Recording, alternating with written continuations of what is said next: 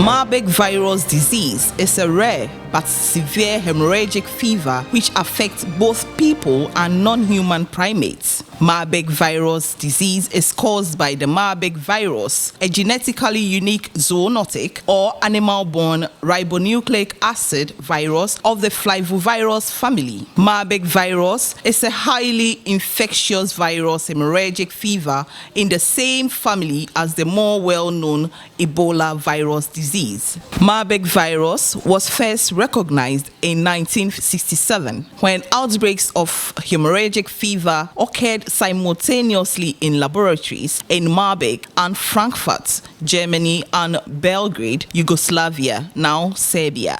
31 people became ill, initially laboratory workers, followed by several medical personnel and family members who had cared for them. 7 deaths were reported. The first people infected had been exposed to Ugandan imported African green monkeys or their tissues while conducting research. One traditional case was diagnosed retrospectively.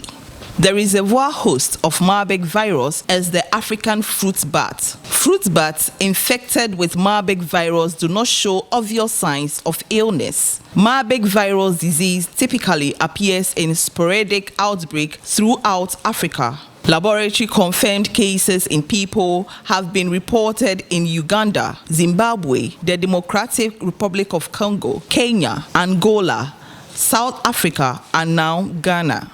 Many of the outbreaks started with male mine workers in bat-infested mines. The virus then spreads within their communities through cultural practices, under protected family care settings, and under protected healthcare staff. It is possible that sporadic, isolated cases occur as well, but go unrecognized. After an incubation period of 2 to 21 days, symptoms onset is sudden and marked by fever, chills, headache, and myalgia.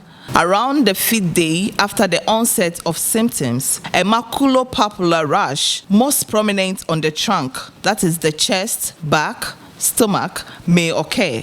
Nausea, vomiting, chest pain, sore throat, abdominal pain, and diarrhea may also occur. Symptoms become increasingly severe and can include jaundice, inflammation of the pancreas, severe weight loss, delirium, shock, liver failure, massive hemorrhage, and multi-organ dysfunction. Clinical diagnosis of Murburg virus disease can be very difficult. Many of the signs and symptoms of the Murburg virus disease are similar to other infectious diseases such as malaria or typhoid fever, or viral hemorrhagic fevers that may be endemic in the area such as Lassa fever or Ebola. This is especially true if only a single case is involved. Murburg spreads through human-to-human transmission via direct contact through broken skin or mucous membranes with the blood, secretions, organs, or other bodily fluids of infected people, and with surfaces and materials like bedding and clothing contaminated with these fluids. Healthcare workers have frequently been infected while treating patients with suspected or confirmed Murburg virus disease. This has occurred through close contact with patients when infection control precautions are not strictly practiced. Transmission via contaminated injection equipment or through needle stick injuries is associated with more severe disease, rapid deterioration, and possibly a higher fatality rate. Burial ceremonies that involve direct contact with the body of the deceased can also contribute in the transmission of Murburg. People remain infectious as long as their blood contains the virus.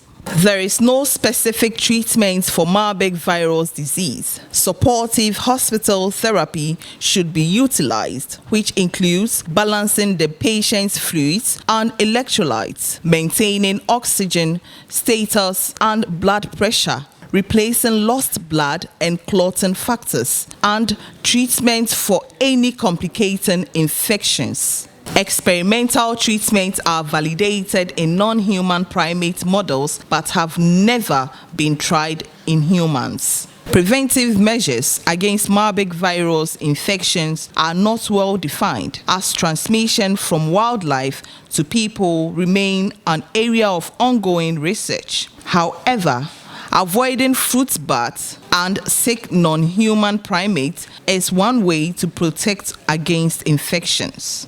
Measures for prevention of secondary or person-to-person transmissions are like those used for other hemorrhagic fevers. If a patient is either suspected or confirmed to have Murburg virus disease, infection prevention and control measures should be used to prevent direct physical contact with the patient. These precautions include wearing protective gowns, gloves, and masks, placing the infected individual in strict isolation, and sterilizing or proper disposal of needles, equipment, and patient excretions. Murburg virus disease is a rare disease in people. However, when it occurs, it has the potential to spread to other people, especially healthcare staff and family members who care for the patient.